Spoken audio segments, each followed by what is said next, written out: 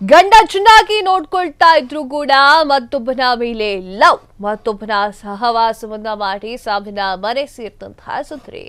ಆಮೇಲೆ ಏನಾಯ್ತು ಅಂತ ಹೇಳ್ಬೇಕಾಗಿಲ್ಲ, ಗೃಹಿಣಿಯ ಸೂಸೈಡ್.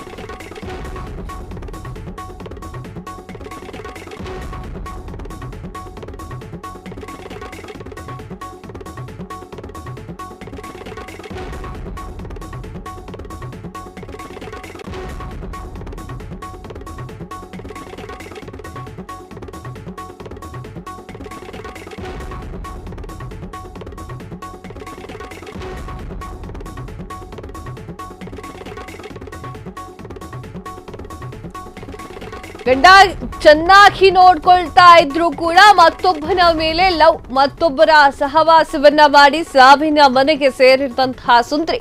ಆಮೇಲೆ ಏನಾಯ್ತು ಅಂತ ಹೇಳಬೇಕಾಗಿಲ್ಲ, ಗೃಹಿಣಿಯ ಸೂಸೈಡ್. ಇನ್ಸ್ಟಾಗ್ರಾಂನಲ್ಲಿ ಶುರುವಾಗಿರುವಂತಹ ಪ್ರೀತಿ, ಅಕ್ರಮ ಸಂಬಂಧ, ಮತ್ತೊಂದು ಮದುವೆ ಬಯಸಿದಂತಹ ಸುಂದ್ರಿ ಕೈ ಕೊಟ್ಟಂತಹ ಪ್ರಿಯಕರನ ಮೋಸಕ್ಕೆ ದುಃಖದಿಂದ ಆತ್ಮಹತ್ಯೆ ಮಾಡಿಕೊಂಡಿರುವಂತಹ ಗೃಹಿಣಿ. ನೊಂದು ಆತ್ಮಹತ್ಯೆಗೆ ಶರಣಾಗಿರುವಂತಹ ಮದಲಗಟ್ಟಿಯ ಮಹಿಳೆ ಸೇತುವೆ ಬಳಿ ಮೇಲಿನಿಂದ ತುಂಗಾಭದ್ರಾ ನದಿಗೆ ಜಿಗಿದು ಆತ್ಮಹತ್ಯೆ. ವಿಜಯನಗರ ಜಿಲ್ಲೆಯ ಹಡಗಲಿ ತಾಲೂಕಿನ ಮದಲಗಟ್ಟಿ ಗ್ರಾಮ. ಡೆತ್ ನೋಟ್ನಲ್ಲಿ ವಂಚಕನ ಬಗ್ಗೆ ಇಂಚಿಂಚು ಉಲ್ಲೇಖ. ಸೋಗರ ಬಸವರಾಜ್ ಎಂಬಾತ ವಂಚನೆ ಮಾಡಿರುವುದು ಪ್ರೇಮಿ ಅಂತ ಹೇಳಿ ಉಲ್ಲೇಖವನ್ನು ಮಾಡಲಾಗಿದೆ. ಡೆತ್ ನೋಟ್ ಆಧರಿಸಿ ವಿಜಯನಗರ ಪೊಲೀಸರಿಂದ ತನಿಖೆ. ನೋಡಿ ವೀಕ್ಷಕರೇ, ಗಂಡ ಚೆನ್ನಾಗಿ ನೋಡ್ಕೊಳ್ತಾ ಇದ್ರು ಕೂಡ ಆಕೆ ಬೇರೊಬ್ಬನ ಸಹವಾಸವನ್ನ ಮಾಡಿ ಈಗ ಕಟ್ಟಿಗೆ ಮೇಲೆ ಮಲ್ಕೊಳ್ಳುವಂತಹ ಪರಿಸ್ಥಿತಿ ತಂದ್ಕೊಂಡಿದ್ದಾಳೆ. ಅಂದ್ರೆ ಸೂಸೈಡ್ ಮಾಡಿಕೊಂಡಿದ್ದಾಳೆ, ಸಾವಿನ ಮನೆಗೆ ಬಂದಿದ್ದಾಳೆ ಅಂತ ಅರ್ಥ.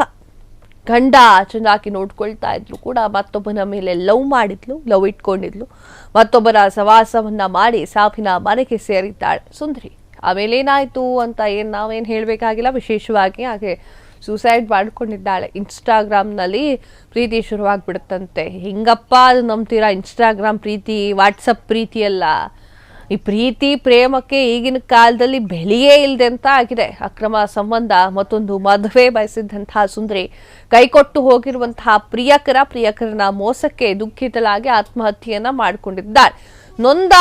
ನೊಂದು ಆತ್ಮಹತ್ಯೆಯನ್ನ ಮಾಡಿಕೊಂಡಿರುವಂತಹ ಮಹಿಳೆ ಸೇತುವೆ ಮೇಲೆಯಿಂದ ತುಂಗಭದ್ರಾ ನದಿಗೆ ಜಿಗಿದು ಸಾವನ್ನಪ್ಪಿರುವಂತದ್ದು ವಿಜಯನಗರ ಜಿಲ್ಲೆಯ ಹಡಗಲಿ ಗ್ರಾಮದ ಮದಗಟ್ಟಿ ಗ್ರಾಮದ ಹುಡುಗಿ, ಅಂದ್ರೆ ಯುವತಿ.